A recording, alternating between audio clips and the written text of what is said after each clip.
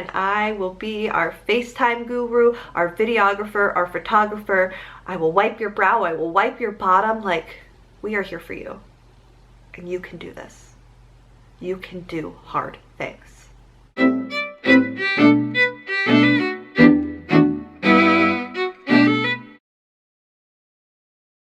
YouTube. So it's me, Elizabeth, Nurse Abe, here on YouTube and Instagram, coming at you guys with another video about the current situation, the current climate in our country and globally as well. So I have my COVID-19 video, 5 things that your labor nurse wants you to know. I'll put it in an iCard and of course link it down below. That video, everything in that video holds true.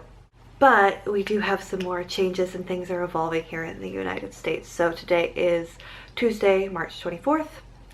And I got a message this morning from a mama on Instagram who said, please, can you provide some moral support for those of us who have found out that our birth partner is not going to be allowed in the hospital, that we're going to be birthing by ourselves, because I'm freaking out. And yeah, I would be too. I understand that you're freaking out.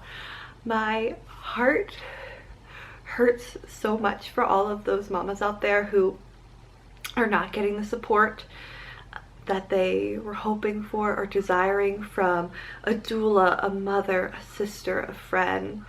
And then also for those moms who are not getting to have the support of their birth partner, their husband, their wife, their girlfriend, their boyfriend, the father or mother of their baby. I'm so sorry.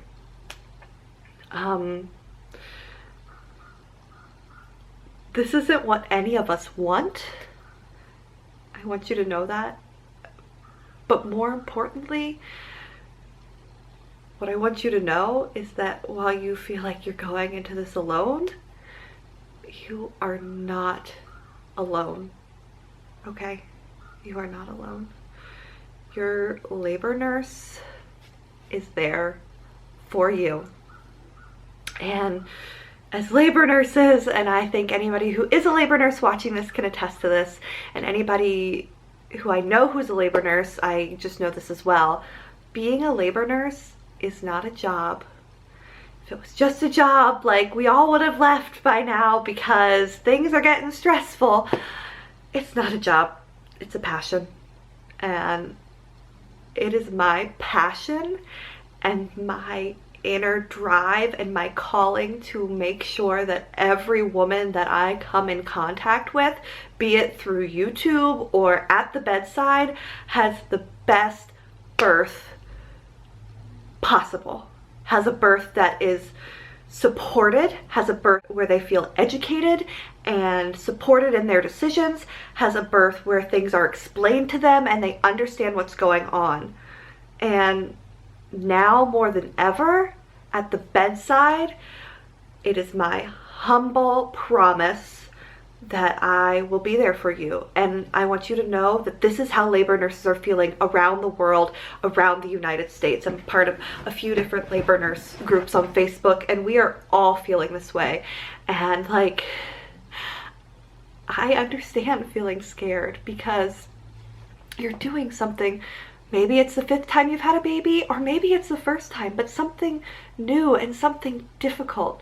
And when you thought you were going to have certain support there and you're not, that is so hard. But we will be there for you. We will care for you. If this was just a job, we would have already walked away, but it's not. It is our passion. I will be at the bedside with you. My fellow labor nurses will be at the bedside with you. It will be women supporting other women to give birth in the safest, most supported, best way that we can.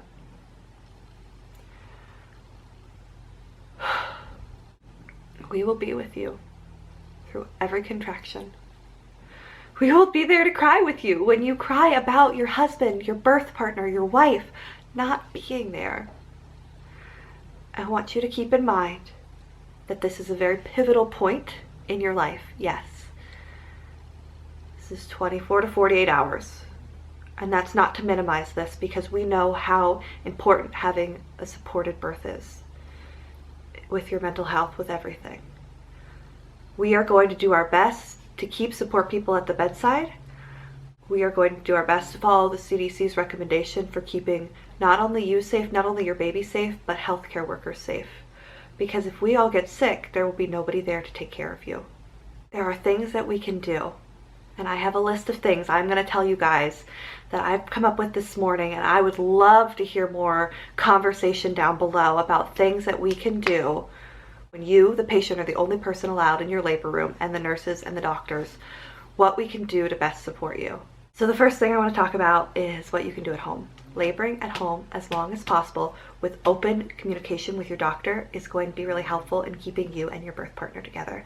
Coming in that active phase in labor instead of latent, which you can be doing for a while, is going to be helpful. Definitely you want to be making sure that you have open communication with your doctor.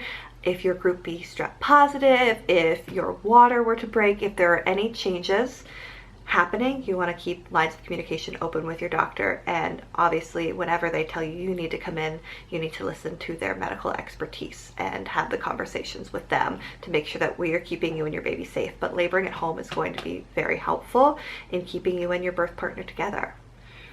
I wear many hats as a labor nurse. I do many things, but what's going to be a big thing for me now is making sure that I am also like our FaceTime guru, that I am helping us Skype, FaceTime, video chat your birth partner if they're not able to be there. Music. Music is another great way that we can deal with pain, get lost in the melody and use it to pass time. A song is 2 to 3 minutes, and right there you might have a contraction or two in that. And so using music is a great tool for relaxation.